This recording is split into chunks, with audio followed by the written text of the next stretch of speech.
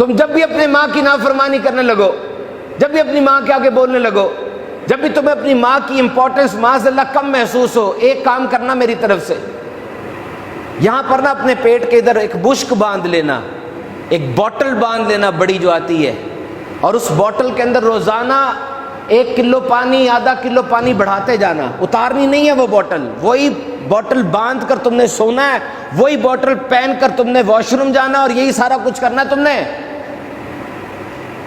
بتانا مجھے کیسے زندگی گزرتی تمہاری، اور پھر میں تمہیں بتاؤں گا کہ نہیں سمجھ آ رہی نا کہ اتنا آگے ہوا ہوا ہے پیٹ اور اتنا مسئلہ بنا ہوا ہے، جی کیا بوتل باندھ دی آپ نے؟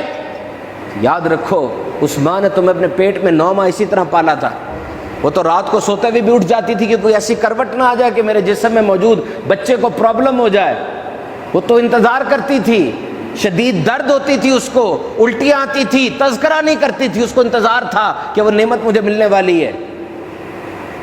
پتہ کیا ہے، گھر میں جس کمرے میں ماں ہوتی ہے نا، دیکھنا وہاں رش بھی زیادہ ہو جاتا ہے۔ بچے اسکول سے آتے ہیں نا، کام کوئی نہیں ہوتا، ویسے ہی امی امی کرتے ہیں، کیوں؟ وہ بس امی کی آواز سن کے دل کو سکون ملتا ہے۔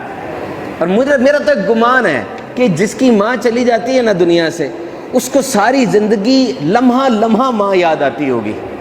اللہ میری والدہ کو اور آپ کی والدہ کو جن کی حیات ہے ان کو زندگی دے، اور جن کی جا چکی ان کو جنت میں جگہ دے۔ میرا ایک گمان ہے کہ جن کی مائیں چلی جاتی ہوں گی نا، اس سے ہر لمحے ماں یاد آتی ہوگی۔ کیوں بھلا؟